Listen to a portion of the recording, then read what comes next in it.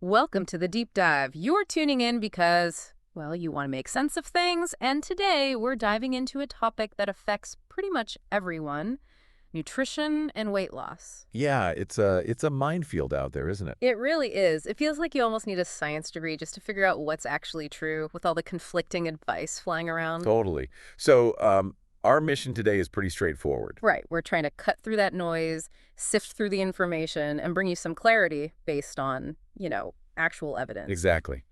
And to do that, we've gathered some really interesting sources. We've got insights from a podcast that digs into the science of weight loss and fitness. Okay. Some great articles, one from Medium, another from the NIDDK, that's the National Institute of Diabetes and Digestive and Kidney Diseases. Yeah. They both tackle these common nutrition myths head on. Good ones. And there's also a piece from LinkedIn Pulse focusing specifically on weight loss misconceptions. Okay, so a good mix of perspectives to help us hopefully pull out the solid info. All right, let's just jump right in then. A big one, carbohydrates. Ah, yes. Myth number one, and it just won't die. Carbs are bad for you. It's everywhere, isn't it? Low carb this, keto that. Feels like common knowledge almost. But what's the actual story here from our sources? Well, the Medium article makes a really crucial distinction, which I think helps a lot. Okay. Points out that, yeah, going overboard on refined carbs, the whole white bread, sugary drinks, pastries, that kind of stuff, that hits your system fast, that can definitely cause problems. Right, the processed stuff. Exactly. But it's a huge mistake to just paint all carbs with the same brush. Whole grains, fruits, vegetables, these are complex carbs. They're packed with fiber, nutrients. The good stuff. Yeah. And when you eat them in moderation, they actually help maintain weight, provide steady energy, and can even lower your risk for chronic diseases. That makes intuitive sense, doesn't it? Like a bowl of oatmeal versus a donut. Very different. Completely different. And the NIDDK source, it backs this up too. They say grains themselves aren't necessarily fattening. In fact, they actually recommend swapping refined grains for whole grains. It's healthier and, importantly, can help you feel fuller longer. Yeah, that satiety factor is key. They give examples like, brown rice instead of white, whole wheat bread, whole wheat pasta. These things have iron, fiber, other important nutrients. It's about choosing better carbs, not no carbs. And the practical advice is great too. The NIDDK suggests simple swaps, like you said, whole wheat bread for white, or just adding things like quinoa or brown rice to meals you already make. Small changes. Okay, so myth busted. Not all carbs are bad. Got it. Right, let's tackle another big one: fat. Specifically, the idea that dietary fat is the enemy, the main driver of weight gain and obesity. Oh, yeah. This one shaped public health advice for, like, decades. The whole low-fat craze. Avoid fat at all costs if you want to lose weight, right?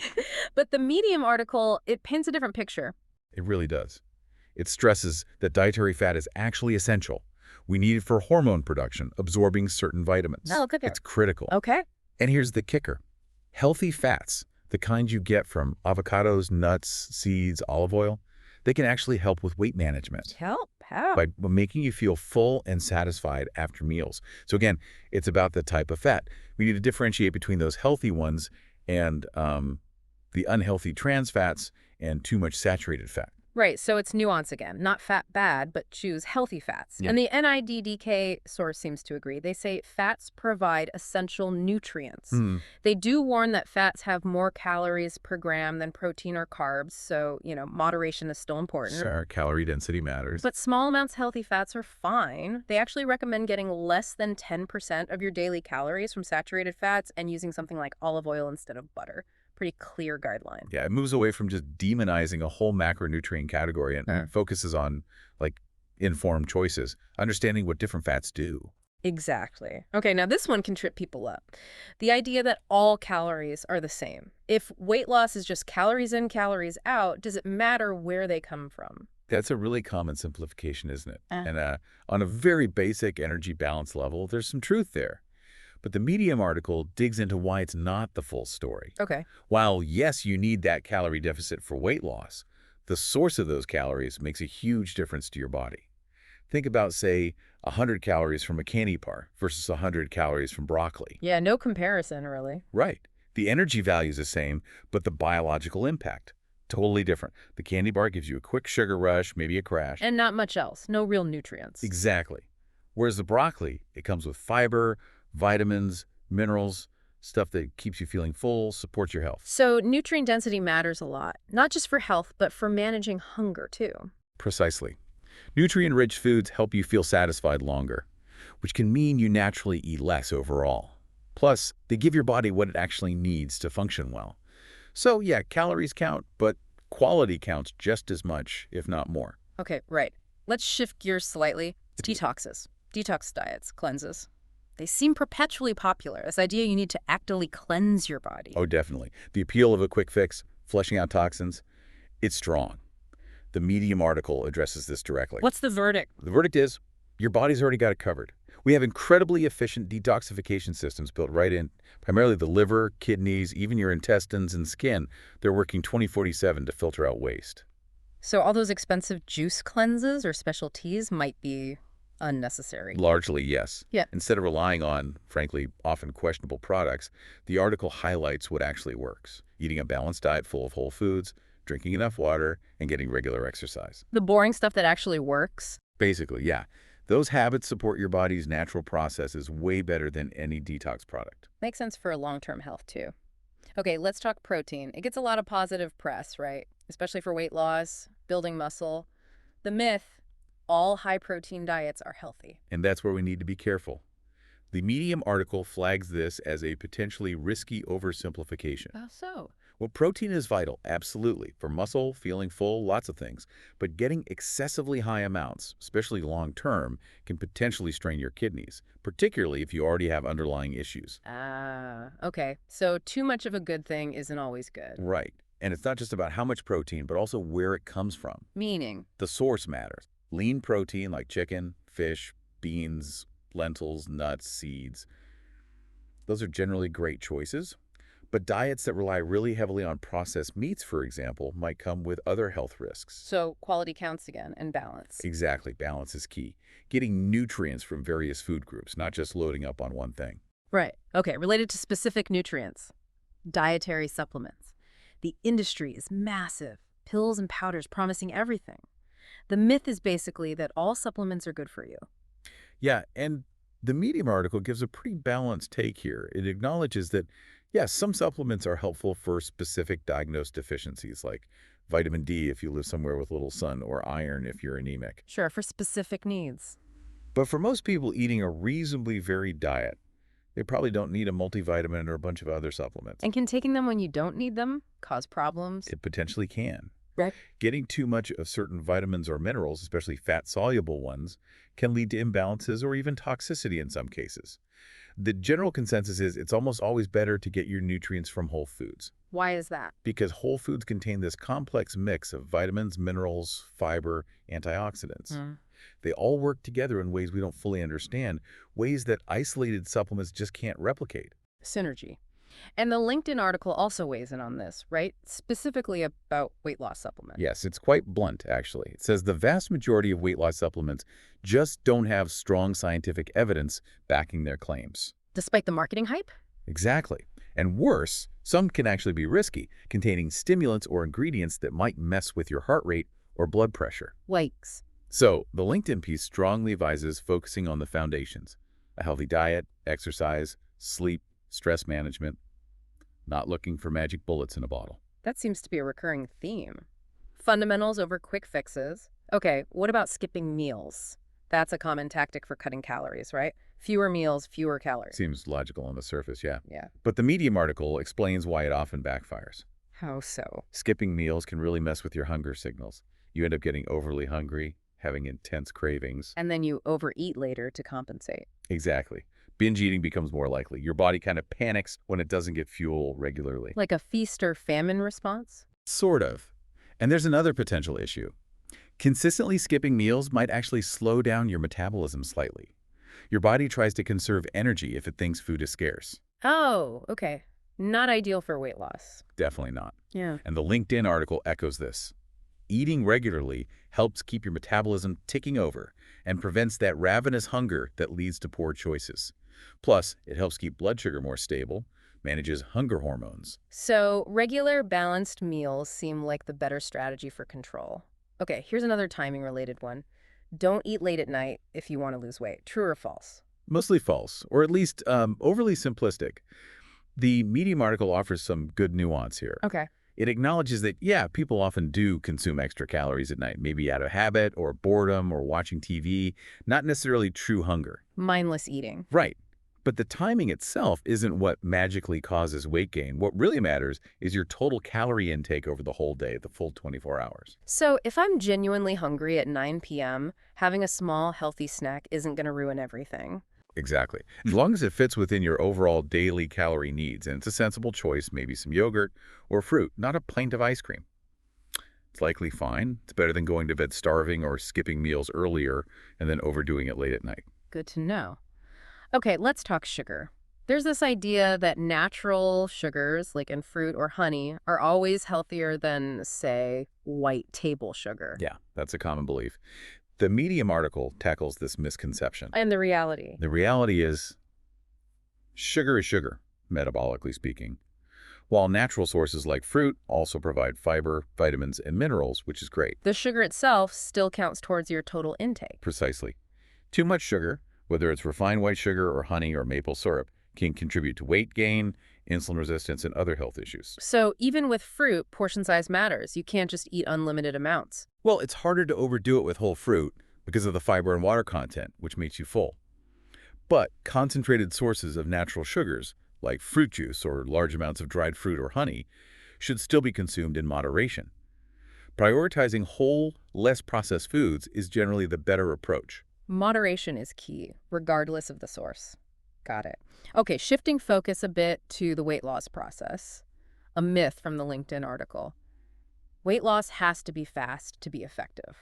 Right, the idea that if you're not dropping pounds dramatically, it's not working. Yeah. The LinkedIn piece pushes back on that. Mm. It emphasizes that sustainable long-term weight loss is usually gradual. Think like 1 to 2 pounds a week on average. Why is slower better in the long run? Because losing weight really fast often means using extreme, unsustainable methods, crash diets, super low calories. Yeah. That can lead to losing muscle mass along with fat, which actually slows your metabolism.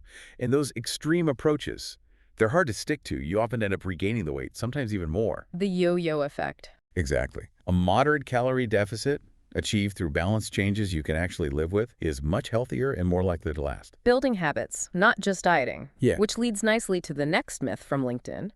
You need extreme restrictions or crash diets to lose significant weight. Right. The no pain, no gain mentality applied to eating. But does it work? Usually not in the long run. The LinkedIn article explains that these super restrictive diets often backfire spectacularly. They can trigger that starvation mode we talked about, slowing metabolism. Okay. They can lead to nutrient deficiencies, muscle loss, intense cravings. Just makes adherence incredibly difficult. And then comes the rebound weight gain when you inevitably stop the crash diet. So it sets you up for failure almost. In many cases, yes. A balanced, moderate approach is far more effective for sustainable results. Makes sense. Okay, another one from LinkedIn.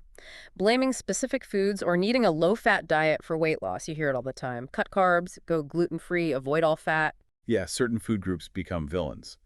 But the article clarifies that weight gain isn't usually caused by one specific food group.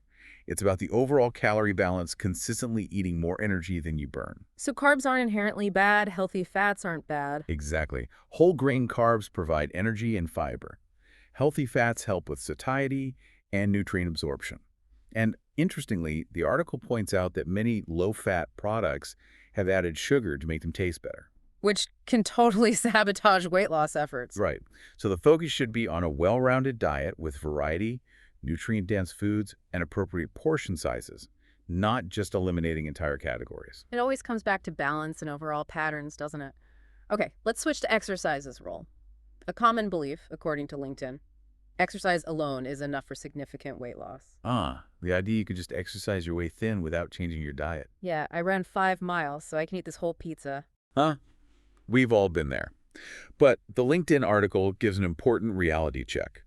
While exercise is absolutely crucial for overall health, heart, muscles, mood, everything, Absolutely. research consistently shows that diet generally plays a bigger role when it comes to losing weight. Really? Why is that? Seems counterintuitive sometimes. It's often just easier, mathematically speaking, to cut, say, 500 calories from your daily food intake than it is to burn 500 extra calories through exercise. That takes quite a bit of effort. True. But, and this is critical, the article stresses that the best approach combines both. A healthy diet, any regular exercise. Exercise is vital for maintaining weight loss, building muscle, which burns more calories at rest, and all those other amazing health benefits. So you can't really out-exercise a bad diet effectively, but diet and exercise together is the winning combo. That's the key message. Okay, let's dig into exercise a bit more with the NIDDK source. Myth. Physical activity only counts if it's done for long periods. Like you have to do a solid hour at the gym. Yeah, if you only have 15 minutes, it feels pointless sometimes. But the NIDDK says that's absolutely not true. You don't need these marathon sessions. So what do they recommend? They recommend aiming for at least 150 minutes of moderate intensity activity per week.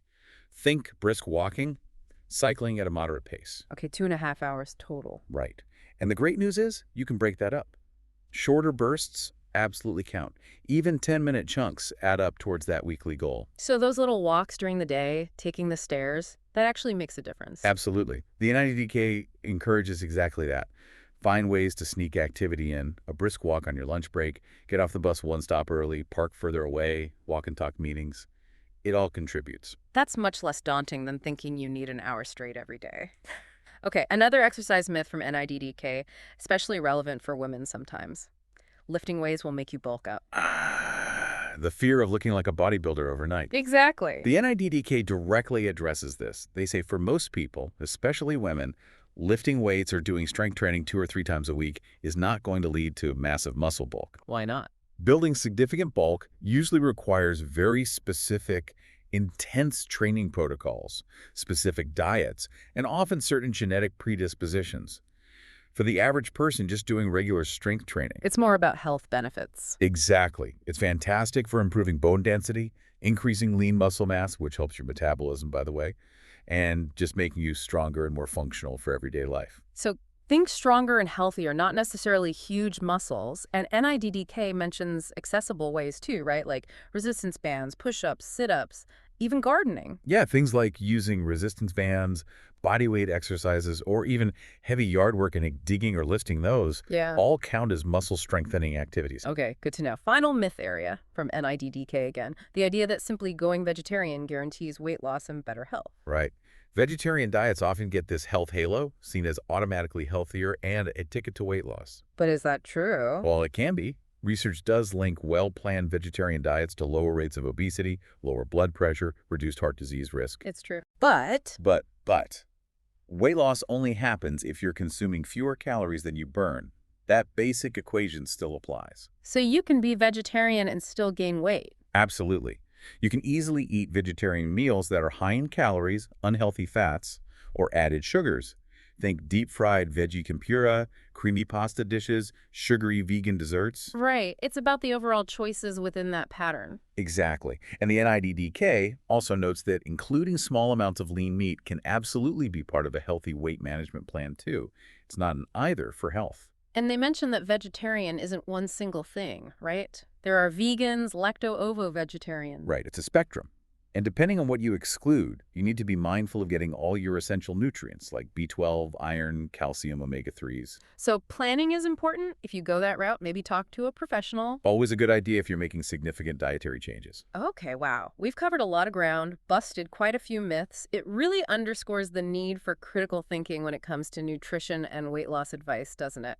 It absolutely does. Relying on verifiable evidence, focusing on balanced, sustainable approaches, that's the way forward. Whole foods, regular activity, mindful eating. Not the quick fixes or extreme restrictions that seem so tempting but rarely last. That's really the core takeaway, isn't it? So many common beliefs are just, well, myths.